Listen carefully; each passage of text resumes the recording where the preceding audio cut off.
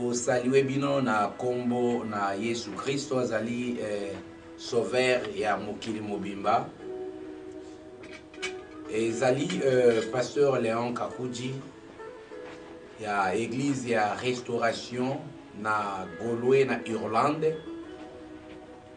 Lelo Seigneur a pesi biso opportunité oyo poto kabola to partager parole na ye. Puisque lelo na kati ya monde entier tozali koizwa ba message ya ndenge na ndenge et que ba message yango ba nouvelle yango ezali ko fortifier ba vie na bisote kasi à travers parole na ye o ezali maya pio o ezali koya na kati ya bomo ya moto bisika nyonso ba na nzambe bazali bisika nyonso ba oyo balingaka Yesu na bango bazali na tango bazali kopusa na liboso na bilili po ete bayoka message oyo bayebi ete bazali koyamba bonne nouvelle oyo ekoya ko fortifier mitema na biso oyo ekomemela biso kimia oyo ekomemela biso esengo et puis oyo ekopesa biso stabilité sur tout le plan na yango bien aimé bisika yo ozali pusana na matoi ya kondima pe formatoi ya molimo efongwama enfin que o retenir message to oyo papa na yo alingi ayebisa yo. Alors thème oyo tozali ko partager ezali Jésus-Christ est déjà de retour. Nakanisi tango na lobi que Jésus-Christ est déjà de retour. Mutu na mutu akolinga komitu na question que Bible eyebisi biso ke tozali causer la retour ya Jésus-Christ. Mais nalingi lelo to partager parole oyo to sosola yango na ndenge ya malamu afin que toyeba retour nini oyo tozali causer la Christ azonga. Nani oyo azali causer la Christ azonga. Nakanisi ezali très important na moment oyo. Alors, question tozali ko se poser na kat na thème na biso parce que basi ba prêcha ki biso déjà les retours de Jésus-Christ. Mais ngala lini ko continuer na thème na biso pour na koloba ke Jésus-Christ est déjà de retour.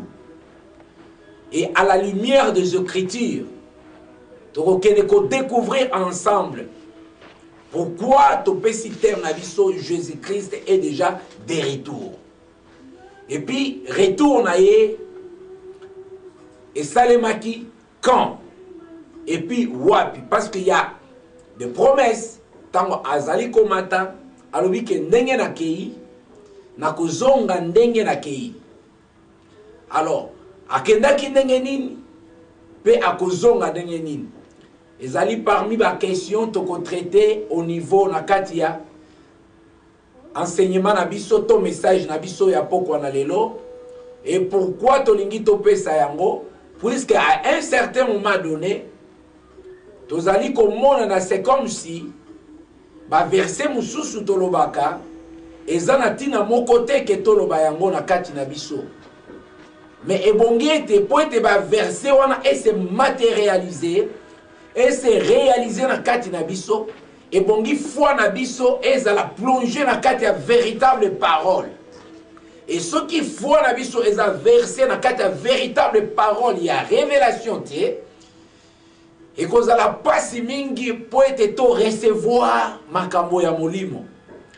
Awa nde esika problème ezali puisque avant que nakota en profondeur pour nous expliquer, pour débattre pourquoi on a confirmé que Jésus-Christ est déjà de retour, on a dit juste qu'on réveiller ma pensée nabiso à certains versets autolobaka, autorécitaka par-ci par-là en passant. Na petit verset moko. Il y a beaucoup de personnes qui disent que ce n'est plus moi qui vis, mais c'est Christ qui vit en moi. Mais en réalité, ce qui t'olande le message, que ce n'est plus moi qui vis, mais c'est Christ qui vit en moi. je peux encore te poser une question pour dire que si c'est Christ qui vit en toi, quand est-ce qu'il était de retour dans ton corps? Parce qu'il y a certaines personnes où bazali causer la Christ azonga. Mais toi tu confirmes par tes paroles et tu dis que ce n'est plus toi qui vis, mais c'est Christ qui vit en toi. Devons-nous attendre tokozela retour à Christ ou bien Christ azana kati na biso? Même dans le monde païen, tout ce comme un problème.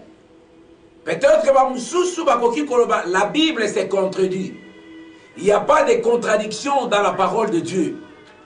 Mais seulement il y a une question de révélation. Il y a parole, puisque sur la parole n'a pas été révélée et que c'est très difficile et que le peuple Nzambe ekotambola na kati, il y a distraction totale.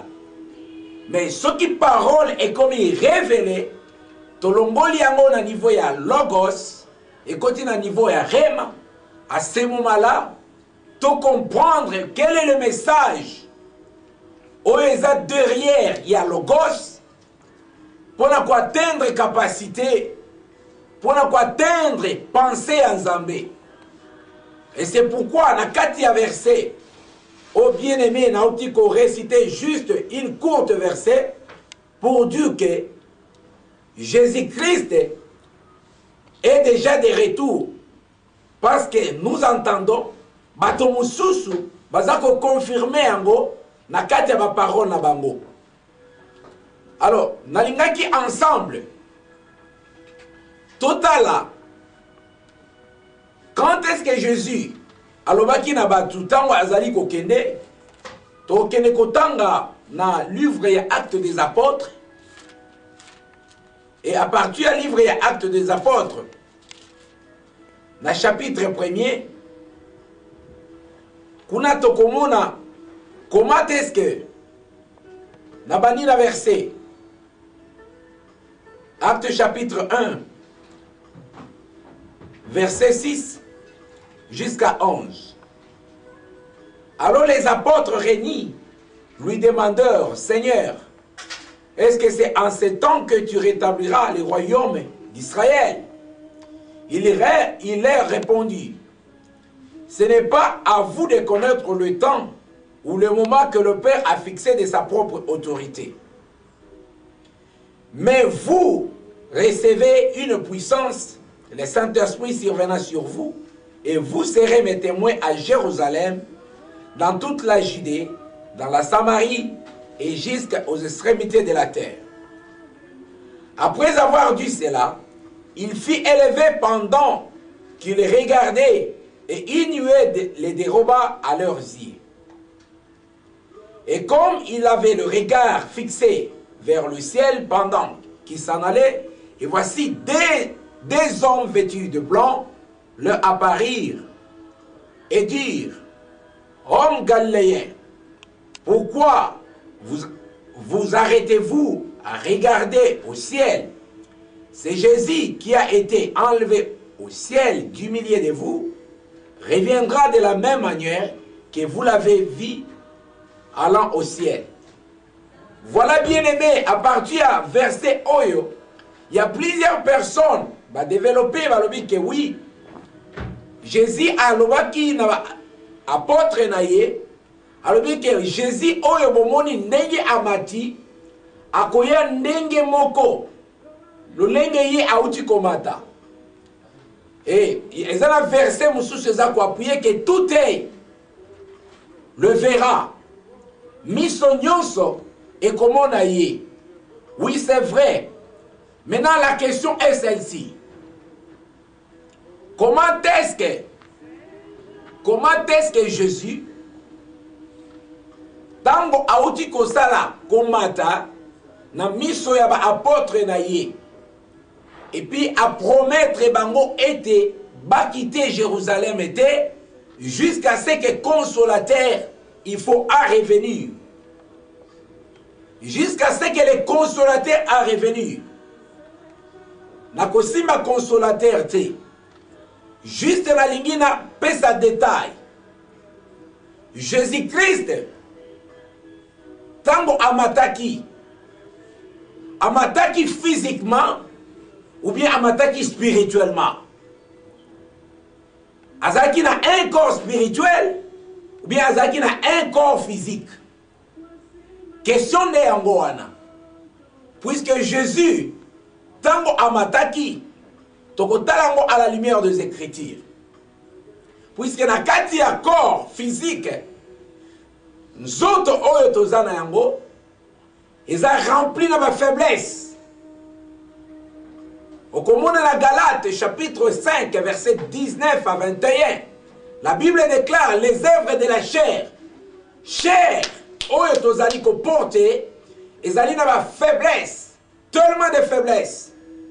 Et bien même Jésus azwaki péché, azwaki salité ya mokili mobimba, alataki yango na nzoto na ye.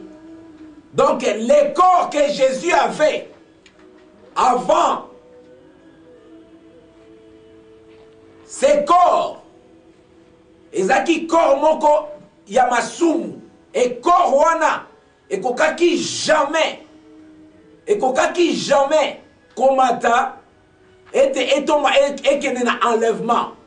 Mais ce corps wana ebongaki ete ekufa tout d'abord. Après corps wana kokufa, azala doté na corps mususu oyo eza spirituel, oyo eza sanctifié. C'est à ce prix-là que na corps wana nde amataki na yango likolo.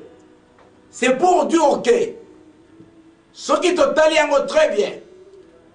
Parce que bien te nzoto oyo tozali na yango eutaki na mabele ekozonga na mabele, puisque eza remplir na masumu ya ndenge na ndenge. Donc awa nazali kopesa le premier corps de Jésus. Or premier corps oyo Jésus aportaki ezalaki plein avec le péché du monde entier. Et puis corps wana ekokaki kozala jamais enlevé. C'était pratiquement impossible. Avant que corps wana ezala enlevé, il fallait corps wana ekufa, afin que eloko ya sika ebotama.